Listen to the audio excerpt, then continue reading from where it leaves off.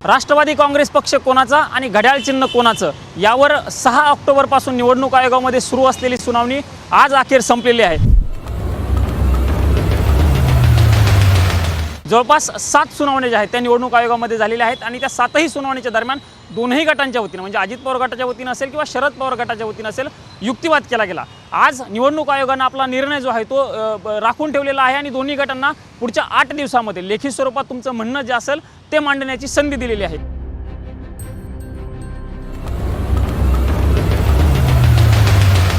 अजित पवार यांच्या गटाकडनं नीरज किशन कौल असतील किंवा मुकुल रोहतगी असतील या मोठ्या वकिलांनी बाजू मांडली होती, तर शरद पवार यांच्या गटाकडनं अभिषेक मनु सिंघवी असेल, देवदत्त कामत असेल यांनी बाजू मांडल्याचं आपल्याला पूर्ण सुनावणी दरम्यान बघायला मिळालं होतं।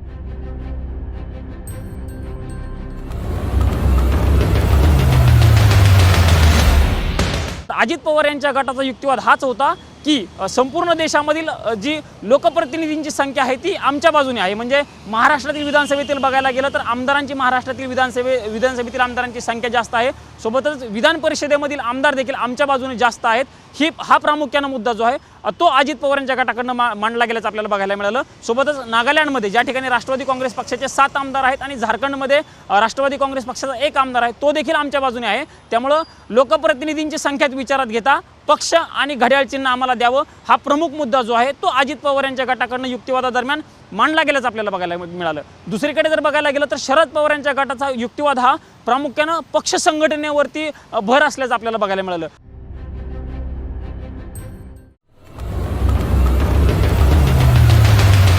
देशभरामधील जे प्रदेशाध्यक्ष आहेत ते जास्तीत जास्त आमच्या सोबत आहेत। जिल्हा पातळीवरचे प्रतिनिधी असतील किंवा तालुका पातळीवरचे प्रतिनिधी असतील, ही सगळी संख्या जी आहे ती आमच्या सोबत आहे। सप्टेंबर 2022 मध्ये जेव्हा शरद पवार यांची राष्ट्रीय अध्यक्षपदी नियुक्ती झाली त्यावेळी ज्यांच्या सह्या होत्या त्या सह्यांमध्ये जे आता अजित पवार यांच्या गटाकडे जे लोक आहेत ते असल्याचं देखील शरद पवार यांच्या गटाकडनं सांगितलं गेलं। प्रफुल्ल पटेल जे आता अजित पवार यांच्या गटासोबत आहेत त्यांच्याच सहीनं ही पत्र जी आहेत ती नियुक्त्यांची दिली गेली होती असा जो मुद्दा आहे तो शरद पवार यांच्या गटाकडनं मांडला गेला। सोबतच छगन भुजबळ असतील किंवा धनंजय मुंडे असतील, अजित पवार हे देखील त्यावेळी उपस्थित होते आणि शरद पवार यांचे राष्ट्रीय अध्यक्ष पदाचा जेव्हा अर्ज भरला त्यावेळी या नेत्यांच्या सह्या असल्याचा मुद्दा जो आहे तो देखील शरद पवार यांच्या गटाकडनं मांडला गेल्याचं आपल्याला बघायला मिळालं।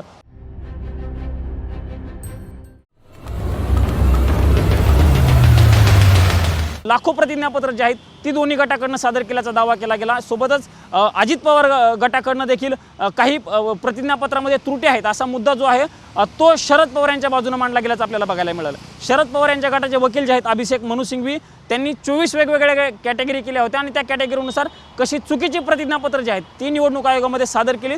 त्यांचं असं म्हणणं होतं की निवडणूक आयोगाची दिशाभूल केल्यामुळं अगोदर कायदेशीर कारवाई जी आहे ती अजित पवार यांच्या गटावर करावी असा मुद्दा जो आहे तो शरद पवार यांच्या गटाकडनं प्रामुख्याने मांडला गेला होता। एक प्रतिज्ञापत्र जे होतं प्रताप कुंवर सिंग यांचं ते प्रतिज्ञापत्र अजित पवार यांच्या गटाकडनं सादर केल्याचा दावा अजित पवारांनी केला होता, पण ती जी व्यक्ती होती ती व्यक्ती शरद पवार हे निवडणूक आयोगामध्ये घेऊन आल्याचं बघायला मिळालं। तो महत्त्वाचा मुद्दा जो आहे तो निवडणूक आयोगाच्या सुनावणी वेळी काही दिवसांपूर्वी आपल्याला बघायला मिळाला होता।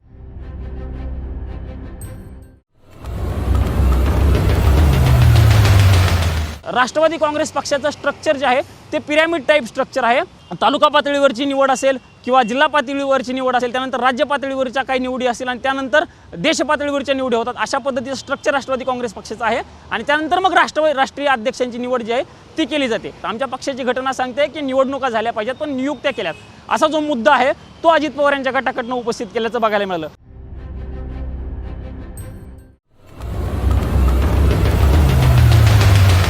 30 जून नंतर घटनेतील फूट जे आहे ते अजित पवार यांच्या गटाकडनं प्रामुख्यानं सांगितल्याचं बोललं जातं। त्यापूर्वी त्यांनी दावा का नाही केला किंवा त्यापूर्वी त्यांनी आक्षेप का घेतला नाही असे मुद्दे जे आहेत ते त्यांनी उपस्थित केल्याचं बघायला मिळालं। पण त्याला देखील 2019 साली जेव्हा देवेंद्र फडणवीस यांच्यासोबत शपथ घेतली होती अजित पवारांनी तेव्हापासूनच पक्षाची जी भूमिका होती ती बाहेर पडण्याची होती किंवा भाजपसोबत जाण्याची होती।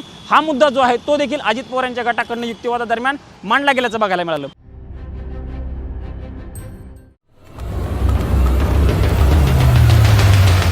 पी ए संगमांची केस असेल किंवा सादिक अलीची केस असेल, त्यापूर्वी इंदिरा गांधींची जी केस झाली होती त्या केसचा देखील रेफरन्स या पूर्ण युक्तिवादामध्ये दोन्ही गटाकडनं दिला गेल्याचं आपल्याला बघायला मिळतं. त्यामुळे आता आपल्याला बघावं लागेल की निवडणूक आयोग नेमकं निर्णय काय देतं. पुढचे 8 दिवसांमध्ये दोन्ही गटांना लेखी स्वरूपात युक्तिवाद सादर करायचा आहे आणि त्यानंतर निवडणूक आयोग निकाल आपला देणार आहे.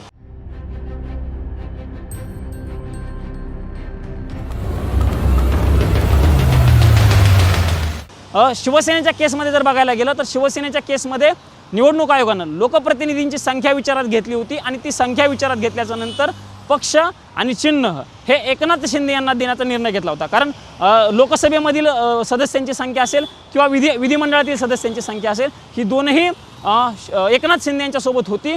तोच जो विचार आहे तो आमच्या पक्षाच्या बाबत किंवा आत्ता आम्हाला निर्णय देताना लागू करावं असं अजित पवार यांचं मत आहे. त्यांनी आज युक्तिवादाच्या शेवटी जे आहे तो मुद्दा मांडला की पक्ष संघटना तुम्ही विचारात घेऊ नका, लोकप्रतिनिधींची संख्या विचारात घ्या.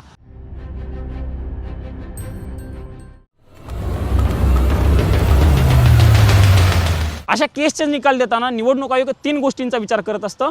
पहिली पक्षाची घटना, दुसरी लोकप्रतिनिधींची संख्या आणि मग पक्ष संघटना. त्यामुळे आता आपल्याला बघावं लागणार आहे की या केसमध्ये निवडणूक आयोग नेमकं कोणता मुद्दा विचारात घेतं आणि निर्णय देतं. काही दिवसांची प्रतीक्षा असणार आहे आपल्याला आणि त्यानंतर राष्ट्रवादी काँग्रेस पक्ष कोणाचा आणि घड्याळ चिन्ह कोणाचं हे लवकरच महाराष्ट्राला आणि भारतातील जनतेला समजणार आहे. त्यामुळे आपल्याला वाट जी आहे ती काही दिवसांची बघावं लागणार आहे. असंही बोललं जातं आहे की पुढच्या काही दिवसांमध्ये म्हणजे 2 ते 3 आठवड्यांमध्ये निकाल येण्याची शक्यता देखील काही लोकांकडनं व्यक्त केली गेली आहे. त्यामुळे बघावं लागेल निकाल याच वर्षी येतो की निकालासाठी आपल्याला 2024ची वाट पाहावी लागते. देश विदेशातील प्रत्येक घडामोडींचे लाईव्ह अपडेट मिळवण्यासाठी आता साम टीव्हीच्या सर्व सोशल मीडिया प्लॅटफॉर्मला लाईक, फॉलो आणि सबस्क्राईब करा. तसंच सर्व नोटिफिकेशनसाठी बेल आयकॉन प्रेस करायला विसरू